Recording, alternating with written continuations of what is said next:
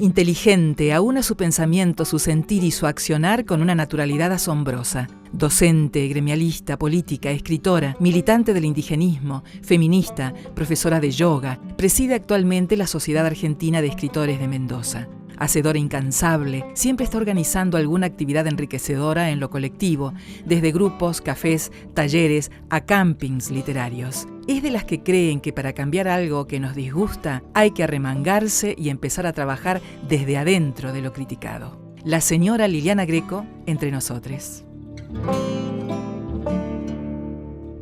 Te convido un mate en estas palabras para convidar, Lili. Vos sos oriunda de San Martín. Sí, nacida y criada, como decían antes, Sí. ¿Te acuerdas? Sí, en un pueblo histórico, en una ciudad histórica, porque es la única fundada por el general San Martín. Eso también inspiró gran parte de mi trabajo literario, ¿no? ¿Y cuándo se te dio por escribir? Bueno, la verdad que escribir, yo he escrito siempre porque me encantaba escribir para los chicos de mi jardín. Soy docente, maestra jardinera. Ajá. De escuelas rurales fundamentalmente. Siempre mi práctica docente fue en escuelas marginales y rurales. Ajá. Terminé mis días como docente en la escuela Hogar Eva Perón. Ajá. Y el hecho de escribir siempre lo hice, pero no con un fin literario, ni de publicar, ni de editar. Yo escribía para mis chicos los cuentos, porque generalmente la selección de cuentos se me hacía muy difícil, porque los encontraba muy pobres, muy, alejados de la realidad propia de los chicos. Y que a veces era muy difícil conectar ese relato con lo que interese de los chicos en ese momento. Claro. Entonces yo inventaba las historias y todo eso, pero nunca las escribí con un sentido de publicar algún día. Una vez que me jubilé, bueno, en realidad por quien era mi pareja en ese momento, me invita, porque él sí escribía ya, y me invita a participar de los cafés literarios, de los encuentros literarios de Mendoza y de otras provincias. Hay dos cosas interesantes que vos me dijiste. Sí. Una vez cuando yo te pregunté respecto de los grupos literarios y los cafés que vos organizás, coordinás, etcétera. Y vos me dijiste, a lo mejor muchos de nosotros no somos Cortázar, no somos los grandes escritores del siglo, pero no nos interesa. La cuestión es ir y venir con lo nuestro, ¿no? Convidarse las palabras. Pues. Yo creo que la literatura como expresión del alma humana necesita del otro, necesita ser compartida en un momento. Si bien el hecho de escribir es solitario, sí, porque cuando viene la inspiración o vos sentís esa pulsión de poner en palabras eso que estás sintiendo, eso que viste, es un acto solitario. Pero después eso tenés la necesidad posterior de compartirlo. Claro.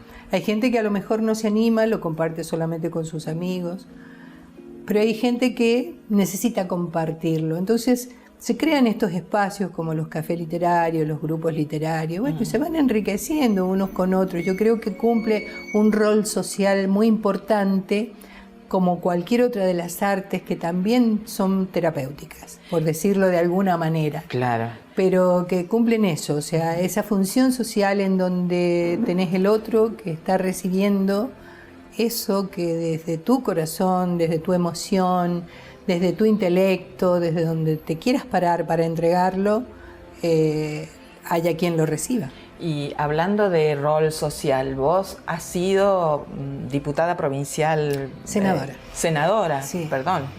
Senadora provincial por el Partido Justicialista. Digo, la Lili militante está en vos siempre, porque se te ve en las marchas, digamos... No, son de las que no se calla nunca. Yo creo que vengo de una generación que empezó a experimentar la democracia, porque la militancia comienza junto con la democracia, porque antes no se podía. Vengo de la generación de la palabra prohibida, en donde no se podía hablar. Me costó muchísimo soltarme y creo que la literatura ha contribuido muchísimo para eso. Porque era de las que como mujer no podíamos opinar demasiado, y además en épocas militares muy grosas, como fue el periodo del 66, que tengo un recuerdo que viene en este momento y te lo voy a comentar, de mi escuela secundaria. Yo hice el colegio secundario en el Colegio San Vicente de Paul en San Martín, que era donde nos podíamos recibir de maestras, que era nuestra oportunidad de la independencia económica, ser docente. Claro. Porque además de vivir tan lejos de los centros universitarios, no tenías otras alternativas. Entonces, en la época del 66, me acuerdo que los cursos tenían una especie de micrófono, algo por donde la hermana superiora podía escuchar la clase del profesor y escucharnos a nosotras qué estábamos haciendo. Eso era una censura hecha total, y derecha. Hecha y derecha. Claro. Recién al final de mi secundaria, cuando ya ingresan los curas del tercer mundo, vienen algunas monjas también ya con una idea nueva y nos llevan a nosotros a militar a los barrios. Desde la caridad bien entendida por parte de ellos en ese momento. Entonces yo adhería con una alegría infinita porque era lo que me gustaba hacer. Y luego en el 83 ya empezamos a militar. Te cuento una anécdota muy importante. A ver. En los años 80, por una circunstancia de la vida, esa pelea con la pareja, con tu primer pareja seria, qué sé yo, me llevó a un gran dolor, a un cambio rotundo de vida, de dejar todo lo que tenía en la ciudad y volver al campo. Elijo irme a una escuelita rural muy alejada, en el medio de una finca, la escuela Carlos Washington Lencinas, que la amo entrañablemente, porque estuve casi 20 años en esa escuela. Y me involucré con el yoga, la filosofía yógica, que me atrapó en ese momento, porque fue un romper con todo lo que he conocido. Quería experimentar otras cosas, me rebelé contra mi propia religión, el mundo, el amor, todo, porque los mandatos que exactamente, tenemos, Lili. Como mujer me sentía totalmente frustrada porque había sido un poco una hoja al viento entre los condicionamientos familiares, culturales, sociales, bueno, todos. Sí. Entonces en ese momento creo que fue un momento muy importante de toma de conciencia por parte mía. Y bueno, me involucré muchísimo con el tema yoga. En ese momento había una línea netamente hindú aquí en Mendoza que se llamaba Ananda Marga y tenía una parte cultural política. Entonces cuando yo comencé a leer toda la bibliografía que ellos me daban para conocerlos y para estudiar y todo, digo, en un momento así tuve como un clic que es, ¿por qué tengo que estar trayendo una cultura ajena a la mía si yo todavía no termino de conocer la mía? Del lugar donde yo vivo, aquí tenemos partidos políticos que tienen una fundamentación filosófica, y entonces ahí me decidí. O sea, yo soy justicialista, peronista, por elección, por convicción. Porque en ese momento estudié todas las plataformas de todos los partidos, me involucré muchísimo y decidí por esa parte humanista que tiene el justicialismo, por la justicia social, por la soberanía política y por la independencia económica, que son tres premisas que me convencieron cuando las entendí desde lo profundo, ¿no? Y hablando del yoga, vos tenés grupos de yoga, llevás a las mujeres, a las señoras que a lo mejor no tienen un acceso muy cercano, digamos, no tienen accesibilidad, y vas con ellas, las llevas a tomar té, o sea, hacen salidas grupales. Sí, también, porque esa es otra parte. Que no tiene que ver con lo económico, digo, no es comercial, las salidas grupales tienen que ver con vivenciar. La historia con el yoga comienza, bueno, ya te digo desde entonces, los años 80, donde yo era simplemente una practicante y una estudiosa de lo que significa el yoga. Para mí fue lo que me ayudó a liberar fundamentalmente los condicionamientos. Me ayudó a aceptarme tal cual soy, con todos los defectos, con todas las virtudes también, y a vivir intensamente la vida. O sea, no es poca cosa. Aprendí a vivir no en cantidad, sino en intensidad. Claro. O sea, las cosas no me pasan, sino que me involucro en cada cosa. Sí, vamos a seguir conversando. Respecto de las miradas, ¿no? De la mirada propia no la tenemos. Hay tanta mirada colonial sobre nosotras, sobre nosotros, sobre todos. Ya Sí. volvemos.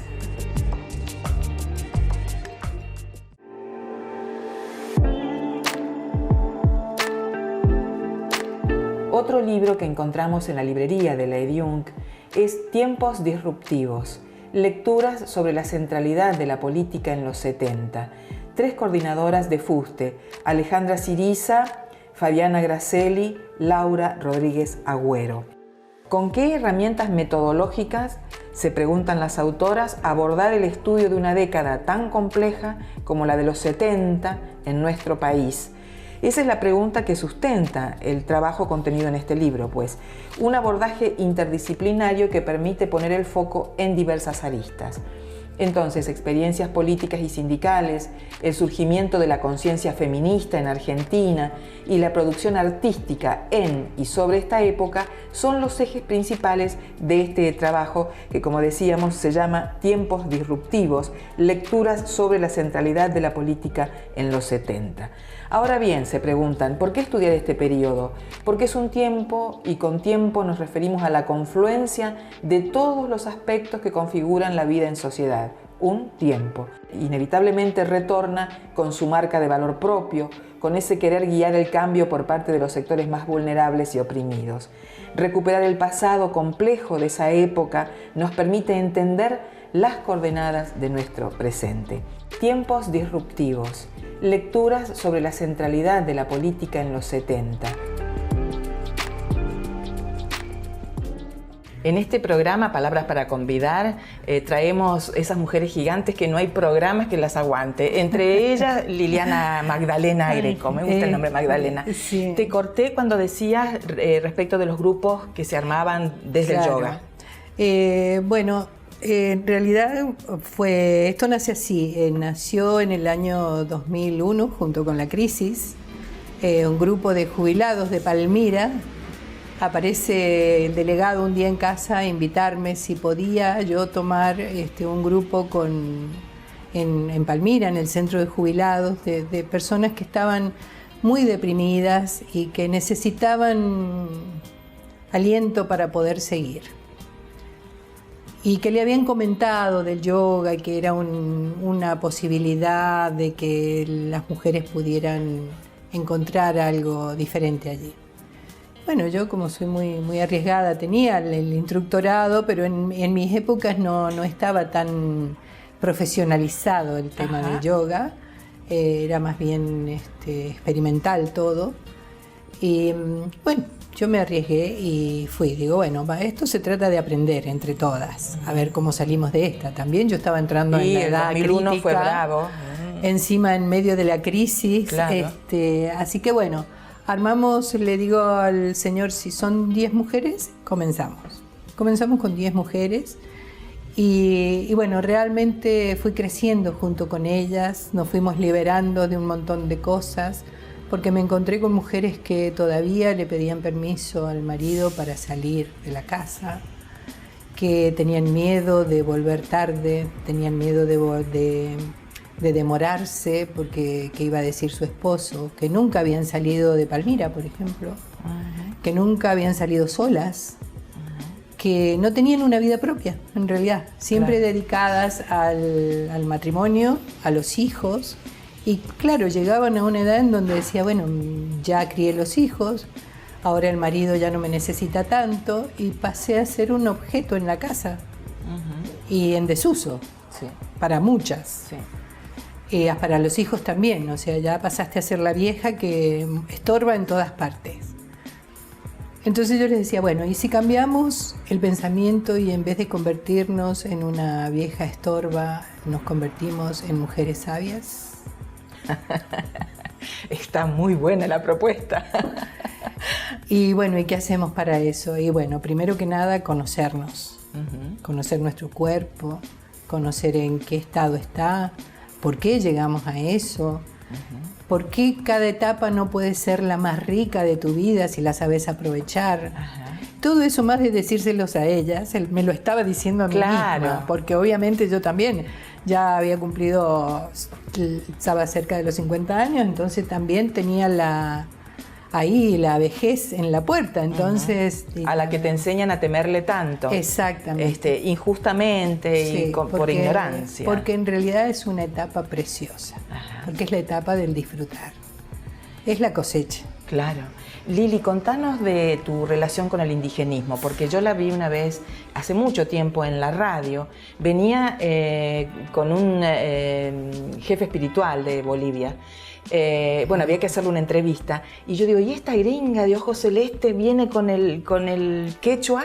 No por ningún prejuicio, pero digo, porque tenía un gorrito de todos colores, bien incaico, y la miraban raro, eso sí, pero los raros entraron y hablamos precisamente de bueno, esa fue la etapa de los 90, porque yo siempre digo que la vida me llevó a estar en el lugar justo en el momento oportuno, o al revés, en el momento oportuno en el lugar justo. En el 92 yo estaba como senadora provincial y tuvimos que asistir a un congreso de educación en México. Octubre del 92, mira qué fecha. Mira vos. Justo los 500 años. Claro, claro. Y en México justo hubo una celebración muy, muy importante. ¿Del 2 de octubre? Claro. El 2 de octubre no se olvida. Todas las mañanas en la Ciudad de México, en el Distrito Federal y en otras ciudades también, amanece esa inscripción, ese graffiti, 2 de octubre no se olvida. Y tiene que ver con la represión sobre los obreros, sobre nuestros hermanos nativos americanos y sobre los estudiantes. La matanza de Tlatelolco, 300 personas mínimo, dicen.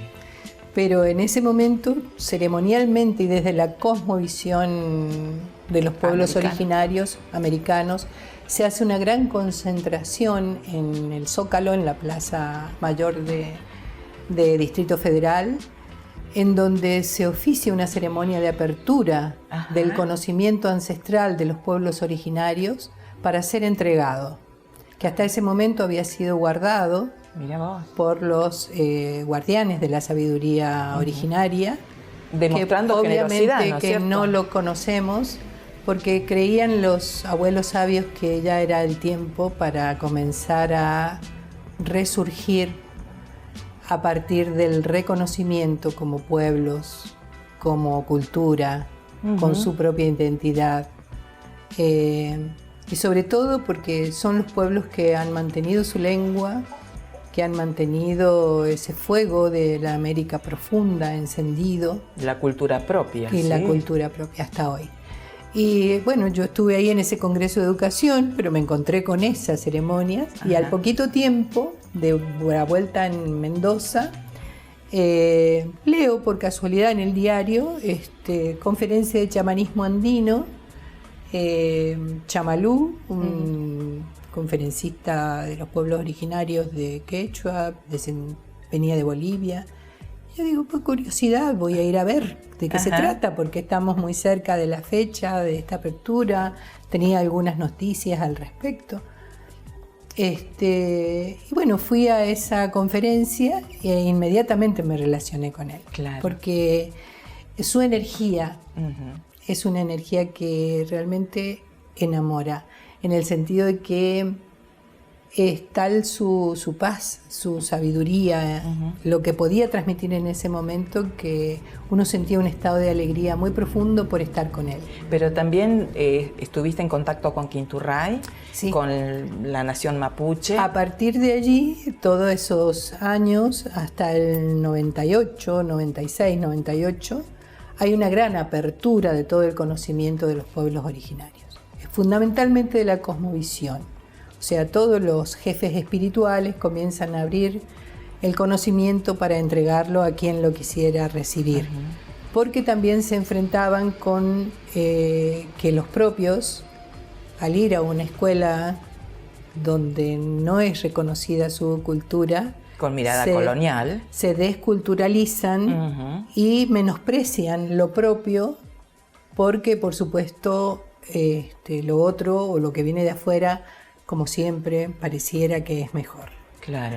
Y es el pensamiento colonial, ¿no? Claro, una imposición muy grande. Claro. De todos modos, allí comienza la historia con los pueblos originarios y mi contacto. Yo viajé a Bolivia. Cuentos sobre Quinturray, sobre sobre las costumbres mapuches. Quinturray es una ceremoniante mapuche que yo conocí en el año 1994, cuando en Buenos Aires, en el Estadio de Obras Sanitarias, se hizo un gran encuentro de ceremoniantes de los pueblos originarios y se hizo una gran ceremonia de sanación a la tierra. Y allí estuvieron invitados ceremoniantes de todas las etnias americanas. Oficiaron todos juntos en una ceremonia maravillosa fue. Y allí entonces Chamalú me presenta a Quinturray, que él había contactado desde Chile. Quinturray es una ceremoniante mapuche que también le dedicó su vida a revalorizar su cultura. O sea, ella no se presentaba en ningún lado si no era con su atuendo completo, con sus mejores joyas. Ella había rescatado todos los instrumentos originarios de su pueblo, había rescatado todas las danzas y tenía en Santiago una escuela, un centro cultural en donde transmitía todo eso. Y vos lo has volcado en la literatura, pero hablemos, es muy multifacética Liliana Greco. Tenemos que hablar, bueno, ella pertenece al Sindicato Unido de Trabajadores, al SUTE, de la Educación, sí. y además es presidenta de la SADE, ¿por segunda vez? No, yo en la gestión anterior estuve como tesorera. Y bueno, la presidencia también es estar en el lugar justo, en el momento oportuno. Hablando de tesorera, ¿es difícil publicar? ¿Todo lo que se publica pasa por el bigote de la SADE? ¿Cómo es la cuestión? No. A ver, la SADE tiene más bien una función... Que es Sociedad Argentina de Escritores. Filial Mendoza, digamos. Sí. Mendoza tiene total independencia de sede central. Mira vos. Desde el año 94 también, que tiene su propio estatuto, que ya pertenece a Personería Jurídica Mendocina. Entonces también la comisión directiva de la SADE es la que decide las cosas de la provincia o de ciudad. La SADE no califica las obras. Esa atribución, si alguien se la tomó en algún momento, fue por cuenta propia, pero no es la función de la SADE calificar las obras, sino es la función es de promocionar a los autores mendocinos, tratar de que tengan en ese espacio cómo hacer conocer sus obras. La SADE en este momento tiene su propio café literario y tiene premios para estimular a los escritores, como el Palma de Plata, que desgraciadamente este año no lo pudimos hacer porque no había no había medios. Realmente la situación económica se puso muy, muy brava y cuesta mucho sostener las instituciones. Lili, gracias por tu compromiso social siempre. Ahora estás comprometida, ya que te convidamos unos mates, a convidarnos las palabras de tu último libro de poesía para adultos, porque ella escribe para niños, para jóvenes, para adolescentes, para las viejites, para todo el mundo. Es una poesía brava. La verdad que es una poesía... Bueno, la poesía es emoción pura. Y hay cosas que en la vida te impactan mucho. Bueno, los niños siempre han sido los que me enseñaron el amor. Mis maestros han sido los niños. Entonces, ver el dolor de un niño se me parte el alma. Entonces esta poesía fue un día de calle, en cualquier calle de cualquier ciudad, puede ser. La escuchamos. Y se llama Uno Más. Como un gorrión en la vereda, con su traje descolorido, las manos sucias y los zapatos rotos, enajenado busca las migajas en la mesa abundante de los pocos. Su vuelo marginal de trasnoche sin nido entre humanos dibujados en ciudades iguales, sin árboles compasivos. Él es nadie. Su canto fugaz se pierde en el aturdimiento de las mañanas robóticas. Su aletear no alcanza el cielo abierto. No hay revolución ni utopía que se haga cargo de su destino de muerte joven. Seguirá componiendo el paisaje de la indiferencia, mientras el cemento lapida la vida y la lluvia ácida vela las miradas. Muchas gracias.